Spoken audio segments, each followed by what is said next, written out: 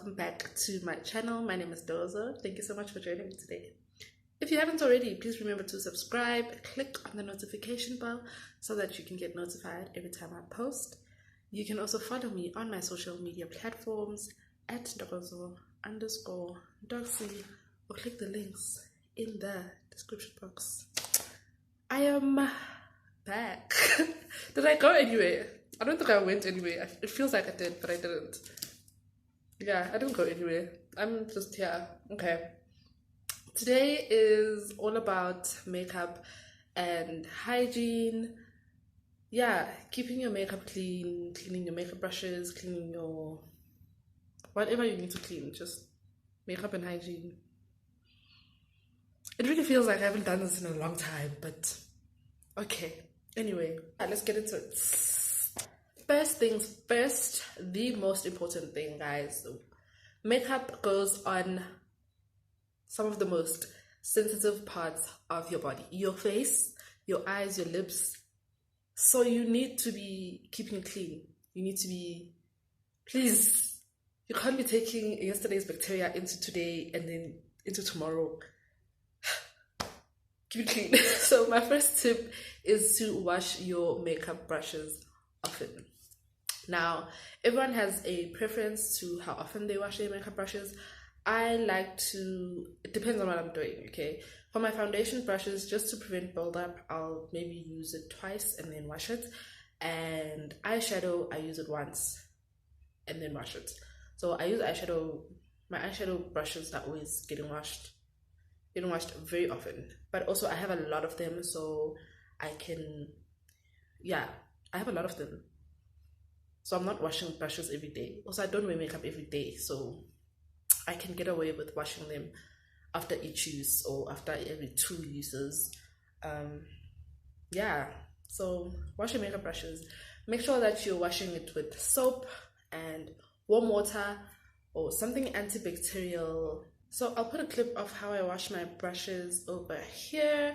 But basically, I have the matte thingy-majig, and I use either dishwashing liquid or the green sunlight bar, just because I use dishwashing liquid because it's supposed to break down oil and stuff, so it makes sense, and it's antibacterial, right? It kills germs, so it makes sense. It makes sense, and it's the most affordable. But there are also like brush shampoos like specifically for washing brushes, but we're trying to save coin in this house. Why am I buying shampoo for my brushes? That don't make no sense. And then I will leave it out to dry in the sun. Yeah, simple, easy peasy, you know. The one thing that I have noticed that people do is not washing their beauty blenders, which I'm like, baby, that's a sponge. It absorbs everything. Even the bacteria from last week is in there. Because it's a sponge. If there's something that you should be washing like crazy, it's your beauty blender. Why are you guys not washing your beauty blenders? I'm concerned. That's concerning. Very concerning. And you should also be changing it pretty frequently because it's a sponge. Umuntu will be using a beauty blender that's falling apart. It's telling you, I don't want to be here anymore. Like, I'm done. Let it go. Let it go. No, on that part, that one bothers me. And then my number 2 tip is on sharing lip products. Don't share lip products like, and then omunye qhamuke nayo nolandelayo. Are you not scared of herpes, guys? Herpes is real. So let's not do that, okay? If you are going to share a lip product, especially like lip glosses that have applicators like this, let me show you what I mean. like this thing. I guess you'll take it out, you'll put it directly on your lip, and then you put it back inside. And then you want to share that with someone. No, don't do that. If you are a person who shares products or using products with multiple people for whatever reason, you can get like a palette, or you can also use the back of your hand and rather do this, put it on, and then use a brush to apply it on yourself or the next person. Yeah, same thing with lipstick. You can use a thingy majig. You can use a brush to apply it instead of applying it directly. That way you're transferring less germs from one person to the next. Are you hearing me? Is that making sense?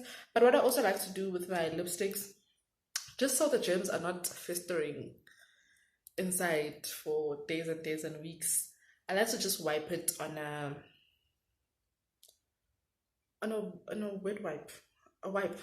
I'd like to just wipe that top layer after using it. Just wipe it off. Yeah, it makes sense in my head. I don't know if it's a real thing, but it makes sense. Okay, number 3, it's like mascara and eyeliners. Same thing as the lip gloss, you know, eye herpes. I don't know if that's a thing, but you do this, you put it on your eye, you put it back. Then someone else comes with their eye herpes. Puts their eye herpes inside. Please just think about it, okay? So make sure that you're not sharing stuff like this, or if you are gonna share it for whatever reason, you can get disposable. Where is it? Ish, no. I wasn't planning to have props, but you can get these disposable mascara brush thingies, and then just don't double dip it. So you'll put it in, do your mascara, throw it out, get the next one, put it in. Yeah, you can also get the lip version of these for like lip glosses. Same thing with eyeliner, guys. Your eyes are helping you to see, and you wouldn't be transferring germs from person to person. Let's not do that. Let's keep that to a minimum. Okay. If there's one thing that I'm like super strict about, is sharing the eye products. The lip ones, you know, but the eye one, my eyes, not my eyes, anything but my eyes. Okay, number 4, and probably the last one, the most important, is making sure that you are not using products that are expired. Makeup products expire. Believe it or not, everything expires, guys. So at the back of your makeup, you will get this. There's this thingy magic. It's like this, and basically it's how many months you should keep a product for after opening it. So you'll find that your foundations and stuff will be about 24 months, 12 to 24 months. And then concealers are about 18. Your lip products are about 12. And then your eye products like your mascaras and stuff will be less than 12. So they'll be at about 6 to 8. Which makes sense, okay? Because it makes sense. It's more fragile than, yeah. And 2 years, you should be finishing a product after 2 years. In 2 years, your foundation should be finished. I do have foundations that are like more than 2 years old. I do have makeup that is still, but every now and again, I'll just do a sniff test, look at it. Does it look funny? Is it smelling normal? If it's still fine, usually I will leave it. But again, with eyes, I'm very strict about that. I don't want anything happening to my eyes. I don't want to compromise my eyes. If there's one thing that I'm strict about, it's the eyes. This mascara is probably still full, but I've had it for a while and it's making me uncomfortable how long I've had it.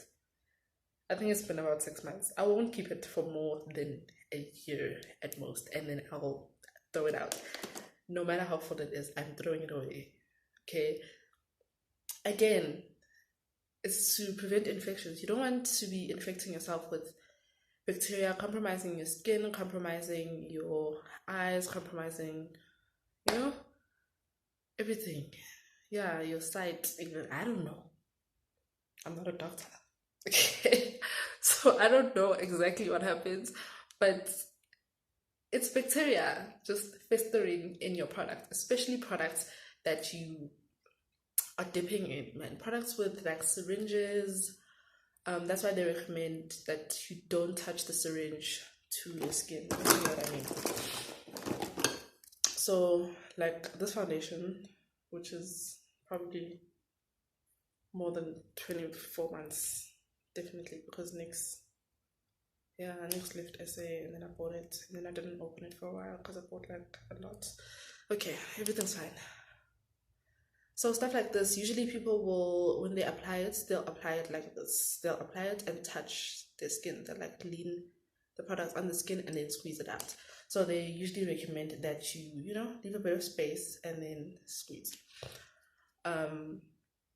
Just so that you're not dipping bacteria and then into other bacteria. But also you're dipping product onto product. So, and it's not tested for that. Usually makeup is not tested for, what's it called? When you're mixing products. I don't know if you understand what I'm saying. I don't know if that makes sense, but the chemical reaction. I'm not a scientist, I don't know. Okay? But it's not tested for that. They'll usually test it for certain bacteria, certain, like the time span thing, they'll do a time, but there's certain stresses that it's not tested for. So when you are doing certain things to it, we don't know what's happening. Nobody knows because they didn't test it. Okay, so yeah, that is just my piece of advice. But I would also recommend that you get maybe some rubbing alcohol, and especially on like pressed powders, and maybe just every now and again, just make sure you're clean the outside of your makeup products as well, where you're touching them, because you touch them, you touch your skin, you touch them, you're just touching everything, and then touching your makeup products that go on your face. Let's keep it clean. Just always be thinking there's bacteria. I don't know if that's a good thing, but always be thinking that. I think it'll help you just be conscious of the fact that, okay, I should be washing this. Okay, those are my quick and easy tips on how to keep your makeup clean, hygienic, just making sure that even though we are lazy girls, we're still clean. Okay, yeah. So if you did enjoy this video, please give it a thumbs up, comment down below with any more tips that you might have, or whatever you want to comment, and share it if you enjoyed it. Thanks for watching. I'll see you in the next one. Mwah.